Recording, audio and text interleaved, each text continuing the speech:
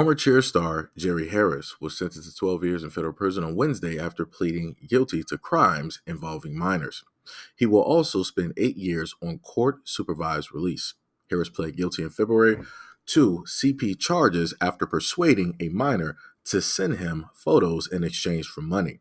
He also pled guilty to a charge of traveling for illicit affairs with a minor, stemming from a trip that he took to Florida for the purposes of, quote, engaging in acts and conduct with minors with a 15-year-old. A plea agreement led prosecutors to drop 5 other federal charges brought up against Harris. At the sentence hearing, Harris apologized to his victims, stating that his actions were wrong and selfish. Quote, I do not deserve forgiveness, but I do pray that one day you might find it in your heart. The 22-year-old has been held in federal detention facility without bond since he was arrested in September of 2020. Born Jeremiah Harris, he rose to fame when he and his teammates were featured in the Emmy-winning documentary Cheer, which follows the lives of Navarro Cheer Squad. Harris even attended the Academy Awards in 2020 as a personality for the Ellen DeGeneres Show. However, following a lengthy FBI investigation, he was sentenced in September of 2020 and charged with 1 count of producing minor images. The federal complaint alleges that Harris contacted a minor back in 2018 and requested face and butt pictures, even after the minor told him he was 13 years old. In the complaint, the minor also stated that he sent Harris dozens of photos over more than a year. The minor also told investigators that Harris cornered him in a bathroom at a cheerleading competition and tried to solicit him for certain acts. The minor refused, and Harris allegedly made the same request at another competition 3 months later. According to the complaint, Harris blocked the minor on Snapchat in February 2020, 1 month after Cheer was released on Netflix, and sent him a message stating, quote, I'm sorry for what I've done in the past. I don't think it's a good idea that we be friends on Snap. A second minor, who is the first minor's twin, also accused Harris of requesting nude photos. In the complaint, investigators state that Harris admitted to multiple allegations, including asking for nude photos, trying to solicit certain acts at a cheerleading event, and receiving CP from 10 to 15 other children he knew were underage. In December of 2020, Harris was indicted on 7 additional counts that alleges that he solicited acts from minors at cheerleading competitions and worked to get young boys to send him photographs and videos. In the latest season of Cheer, the 2 minors listed in the federal complaint revealed themselves as twin cheerleaders, Charlie and Sam. Both twins described being hesitant to speak out against Harris because of his growing popularity. But Charlie stated that after watching him speak with then presidential candidate Joe Biden in June 2020 interview, he, quote, lost it and knew he had to do something. Quote, I want to show the world, give people a face too when they think of Jerry Harris and what he did. This was not a handful of times that this happened. He was an incredibly persistent predator that forced himself into the center of my son's lives for over a year. The mother also stated that a lawyer representing the victim stated that Harris's sentence reflects the severity of his crimes and the lifetime of pain his victims will have to suffer. Quote, Charlie and Sam demonstrated tremendous courage in sharing their painful experience with prosecutors and the public. Their sacrifice will protect children they have never met. Harris faces a maximum sentence of 50 years in prison. Prosecutors sought a 15-year sentence, while attorneys for Harris wanted a sentence of 6 years. Contemporaneous with the signing of that agreement, the twins filed a motion to dismiss Harris from the case with prejudice, suggesting that he ultimately was not party to the deal. In asking for Harris's dismissal, the twins told the judge that they were no longer interested in pursuing their financial claims against him and Tarrant County. Rather, the legal battle is playing out in federal court in Chicago, where Harris was charged. In his sentencing last summer, the presiding judge ordered Harris to pay $45,000 to a domestic victims of human trafficking program. Additionally, federal prosecutors are asking that, as part of the restitution, Harris cover the cost of lifetime mental health treatments for Charlie. The actual dollar amount of the restitution request is under seal. In public filings, the government referenced other cases in which children has suffered and the victims received a mid-six-figure payment from their perpetrators to defray the cost of decades of future psychotherapy.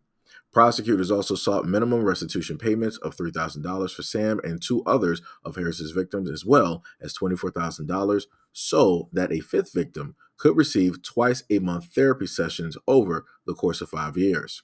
Harris's criminal lawyer, who declined comment, have argued that their client should not be solely held responsible for Charlie's trauma, stating that the cheerleading community fostered an environment that allowed Harris to commit these offenses. These arguments paradoxically mirror those of Sam and Charlie, who originally made the statement in their civil suit, while arguing that Varsity and the USASF should bear liability for the abuse that they suffered at the hands of Harris. Meanwhile, federal prosecutors are taking the position that Harris was solely to blame for the trauma his underage victims endured. So I just want to state this.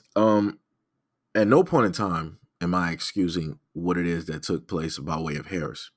But what I am saying is that he is not the only one that is complicit in these acts. And I'm talking about either other people knew or people being an accessory, right?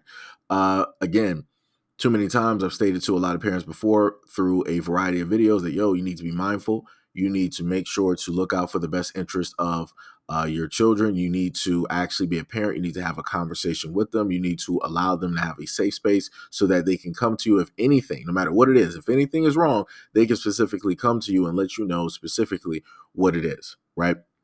And here you have it where his lawyers are basically stating it was like, okay, we're fine. Our client is going to go directly, serve his time. That's fair. No problem. But what about everybody else that was there? What about everybody else that was complicit that, in a sense knew they gave room and allowed an area of which people like my client, right, because this is what the lawyer said, can, basically come through and decide to do these things, right? So basically what the lawyer is saying is like, okay, we get our client is going to serve time, but also at the same time, you have people that will allow an area for people like Harris to come through and do whatever it is that they want to do. And they let them do this. They let them do it. Because we heard stuff, I think it was with Simone Biles and maybe like a few other of the American gymnastics Olympics team. They came out and basically stated that it was either like doctors, trainers, or whoever that were doing things. And that was a huge story at one moment in time. And then it just all of a sudden disappeared and everybody just started letting everything go right back to normal. And as I've stated before, you have a lot of parents that care so much more about the money and how it is that they can live through their children, how it is that they can use the ability of their children to access something, money, which they weren't able to do out of their adult lives because they are failures. So they're willing to, in a sense, put their children up there, for lack of a better word, lambs to the slaughter, in order to get what it is that they really want. And they'll worry about stuff later. Because like I said before, why is it that the mother is only specifically worried about the lawsuit? This is the only thing that y'all keep going directly for. Going back to the previous article, they were like, hey, the moment in time we saw him talking with the president, we just really lost it. And we just knew at that moment something needed to be done. So you mean to tell me that before the whole president thing, nobody really cared? Nobody was really, gung-ho about, hey, we need to have a conversation. We need to bring light to this. Because, again, if this lawsuit was placed a different type of way, they could literally start a chain reaction across the United States. But again, it was about a monetary value. It was about money at the end of the day. And also because of this, again, the two twins wanted to start up a podcast, of which from the article that I read from 2013, they said that only about 3 episodes were up at this moment in time. So during the recording of this video, I wanted to, in a sense, give an update to try to see that, maybe because it's been some time, maybe they might have put up some other, podcasts or videos or what have you directly up there on the social. So I went directly to the Reddit and I took a snapshot of everything that I was able to find. So to the left, you see the podcast, Sam and Charlie Won't Shut Up, episode 1. right? You go to the link, you decide to click that, and you'll get a blank page, which will lead you to the right side of the screen to Spotify, where it says that the podcast you're looking for doesn't have any content yet, right? Even though in the article they said that they have 3 videos directly up, could not see those at all, or at least from the link that was given directly on Reddit. Then on the lower left-hand side, again, going back, you can see Twitter, right? Because there was also a link, and I think that was by way of the mother. And I clicked that link, and no Twitter showed up for them at all. So again, I'm not sure specifically what is going on or how, whatever. But it's looking a little bit weird. It's looking a little bit odd. Maybe they weren't getting the specific light or the time of day that they thought they would have actually gotten due to the popularity or the celebrity surrounding Harris, and also the cheer documentary or what have you that was directly out there. So, again, I don't know. But not least, I just want to sit up there and state that there are a lot of people that want to hide and masquerade themselves by way of trying to use others, communities in order to perpetrate and do the things that they specifically want to do under the disguise, right, of being whatever. And the main thing that I've tried to reiterate to a lot of people is that, you have to be careful. And at any moment in time, you happen to see individuals such as a Harris, right, deciding that he wants to masquerade as whatever, and he decides that he wants to do this type of criminal behavior. People like this need to be outed. The public need to understand, and it needs to be very clear who this person is, what they are into, how they decided to, disguise themselves and masquerade and decide to do the BS that they decided to do. So, again, at the end of the day, if people really care about the children directly out here, then people need to act like they actually care about the children, and they need to start calling out a lot of this nonsense so that you can bring an end to it once and for all.